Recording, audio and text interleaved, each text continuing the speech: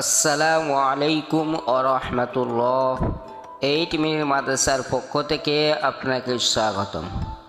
আজ আমরা জানব রজব মাসে বৃহস্পতিবার কষ্ট করে 21 বার পড়লে আজ থেকে মৃত্যু পর্যন্ত ধনী হতেই থাকবেন।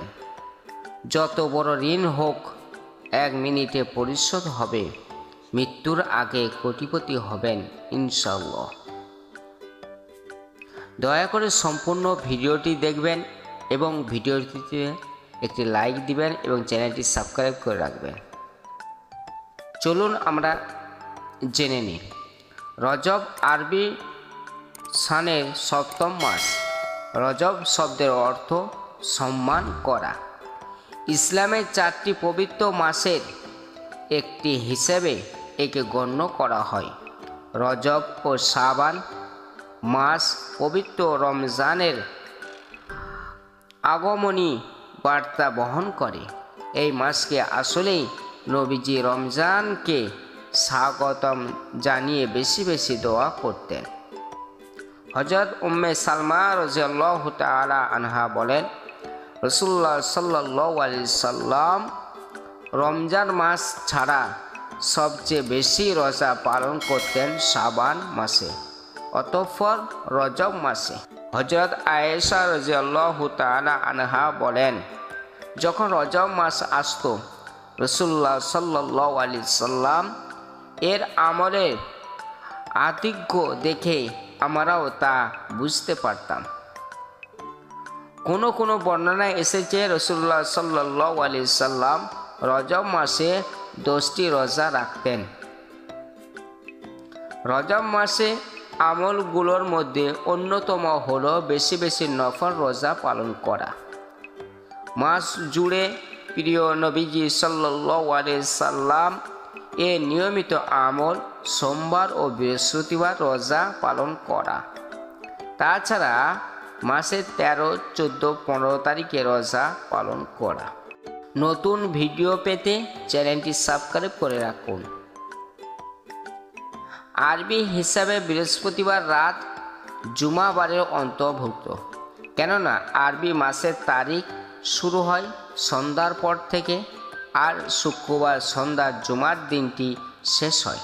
জুমাবারের শুরু হলে কিছু ফজিলত আমল দিকে নজর দেওয়া উচিত। হযরত আব্দুল্লাহ ইবনে উমর রাদিয়াল্লাহু তাআলা আনহু বলেন, 5টি রাত এমন রয়েছে যে রাতে দোয়া ফিরিয়ে দেওয়া হয় না। নাম্বার 1 জুমার রাত, নাম্বার 2 রজব মাসের প্রথম রাত, নাম্বার 3 শাবান মাসের 14 তারিখে দিবাগত রাত শবে বরাত, নাম্বার 4 ঈদুল ফিতরের রাত, নাম্বার 5 ঈদুল আজহার রাত। বিখ্যাত সাহাবী হযরত আবু সাঈদ খুদরি রাদিয়াল্লাহু তাআলা আনহু বর্ণনা করেন, একবার আল্লাহ রাসূল সাল্লাল্লাহু আলাইহি সাল্লাম এর কাছে এক ব্যক্তি এসে জিজ্ঞাসা করল, হে আল্লাহর রাসূল, বহু করজ, ঋণ ও বহু দুশ্চিন্তা আমাকে ঘিরে ধরেছে। তখন রাসূলুল্লাহ সাল্লাল্লাহু আলাইহি সাল্লাম বললেন, আমি কি তোমাকে এমন একটি দোয়া শিখিয়ে দেব না যা পাঠ করলে আল্লাহ তাআলা তোমার সমস্ত ঋণ পরিশোধ ও সমস্ত দুশ্চিন্তা দূর করে দিবেন? সে বলল, জি অবশ্যই। রাসূলুল্লাহ সাল্লাল্লাহু আলাইহি সাল্লাম বললেন, তুমি সকাল সন্ধ্যায় এই দোয়া পাঠ করবে। ওই লোকটি বলেন, আমি যথারীতি হুজুর সাল্লাল্লাহু আলাইহি সাল্লাম এর কথা মতো সকাল সন্ধ্যায় এই আমল শুরু করে দিলাম। ফলে আল্লাহ পাক আমার সমস্ত ঋণ আদায় এবং আমাকে সর্বপ্রকার চিন্তা পেরেশানি থেকে মুক্ত করে দিলেন। সুবহানাল্লাহ। নতুন ভিডিও পেতে চ্যানেলটি সাবস্ক্রাইব করে রাখুন।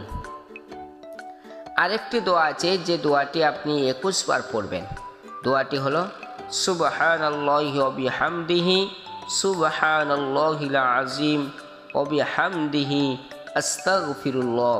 এই দোয়াটি আপনি 21 বার পাঠ করবেন। এর অর্থ, মহাপবিত্র আল্লাহ এবং সকল প্রশংসা তার জন্য।